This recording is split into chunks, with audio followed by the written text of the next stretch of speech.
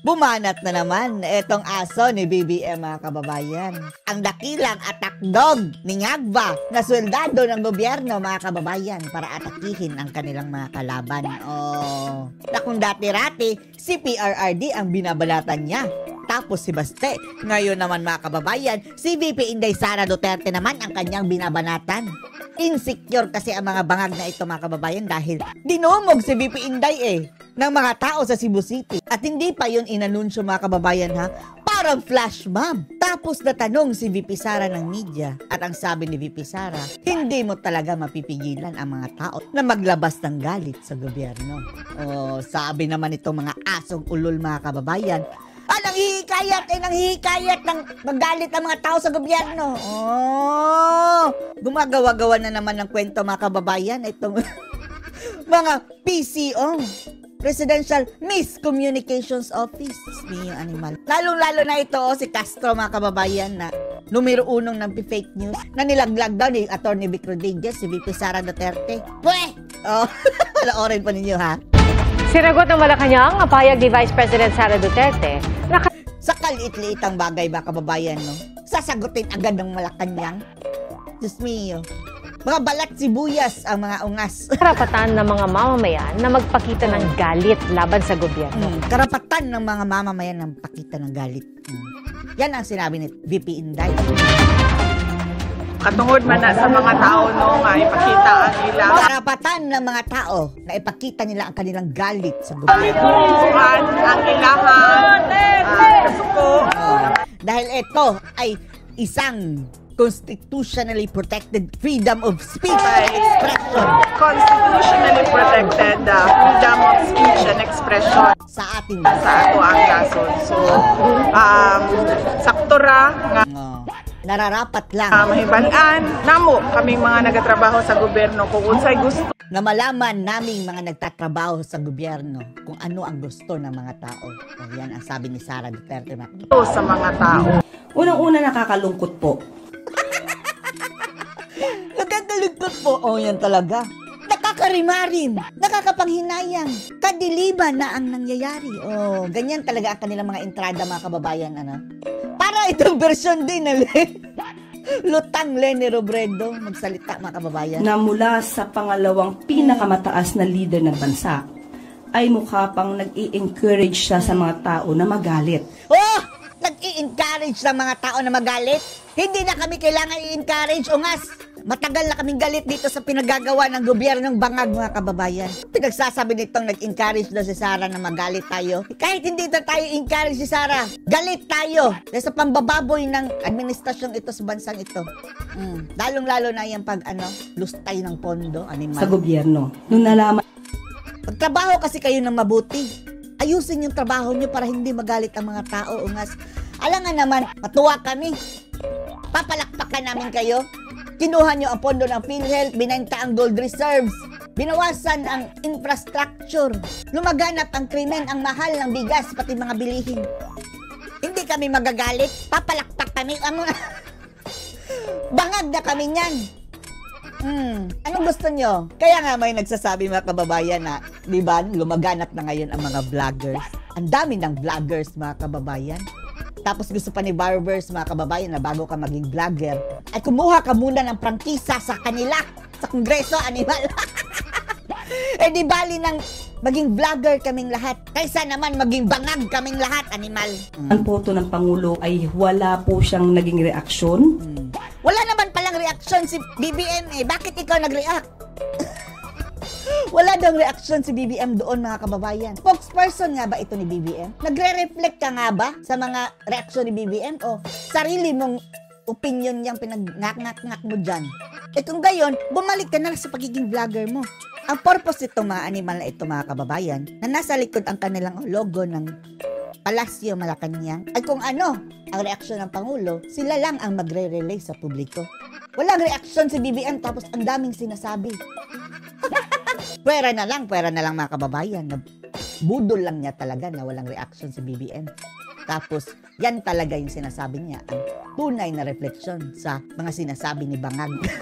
Dito, dahil hindi nga po to dapat nanggagaling sa pangalawang pinakamataas na leader ng bansa. So, yun nga. Kung walang reaksyon si BBM niyan, bakit nag-react ka? Ang tanong lamang po, nung panahon ba ng kanyang ama? Oh, wala daw reaksyon mga kababayan si BBM. Tapos siya may reaksyon. Huwag niyo panisinin si BBM. Ako may reaksyon. Oh, ako. Paano ka naging spokesperson?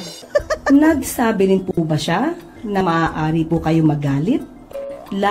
Oh, sinabi yan ni dating Pangulong Duterte mga kababayan, lalong-lalo na sa kanya mga supporter. Ang sabi ni Tatay Digong, you are free to attack me.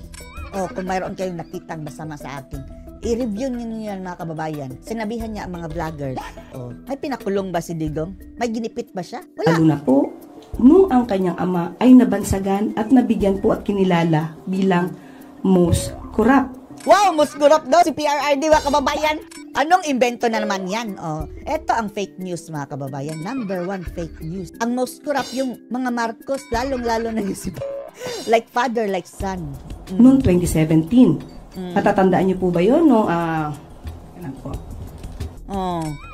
Sige, mag-reference ka. Siguro ang reference na naman niya mga kababayan, Rappler. Oh, kumuha pa ba?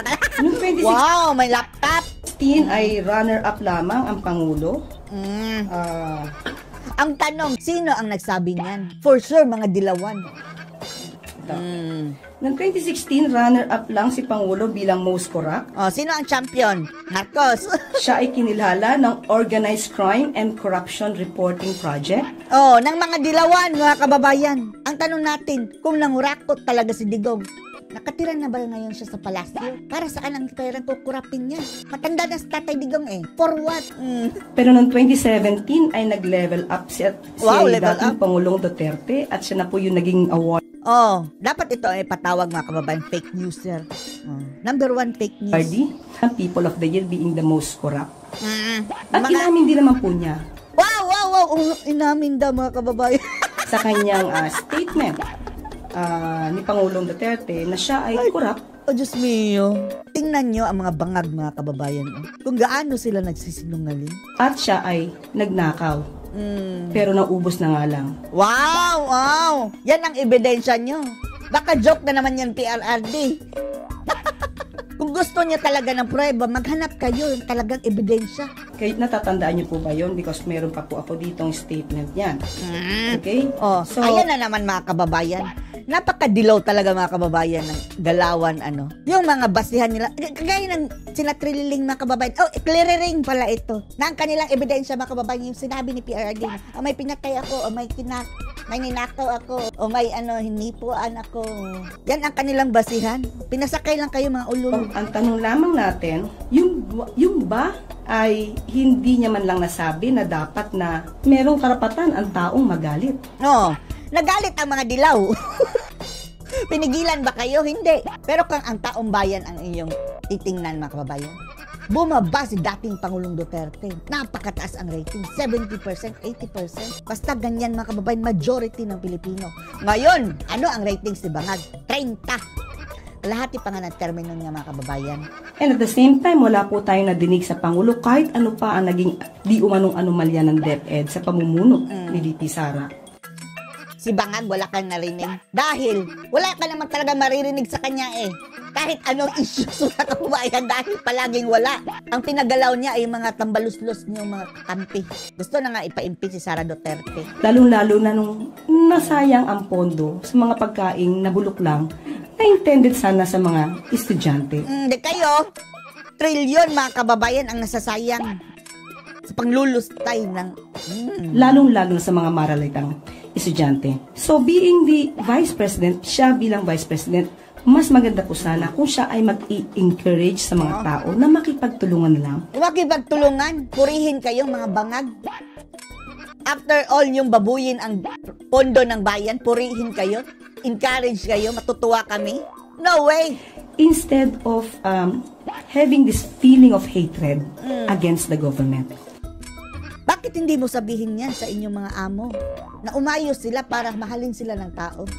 Itong mga ulol na to mga kababayan, no? Kapag balat sibuyas sa mga kritiko dahil alam nila mga kababayan, totoo ang pinagsasabi. Nasasaktan sila eh. Baguhin nyo kaya inyong mga sarili mga animal. Mas maganda po na sabay-sabay sana tayong umangat. Sabay-sabay na babangag muli. Umangat. Paano aangat ang Pilipinas kung lulustay kayo ng pera? Kesa sa may mga ibang tao na gusto magpabagsak ng gobyerno. Kayo ang nagbagsak sa sarili nyo. O, mga animal. Anong masasabi nyo dito mga kababayan? Na etong mga aso, aso ni Bangag mga kababayan, numero 1 nagkakalat ng kasinungalingan. Post your comments below.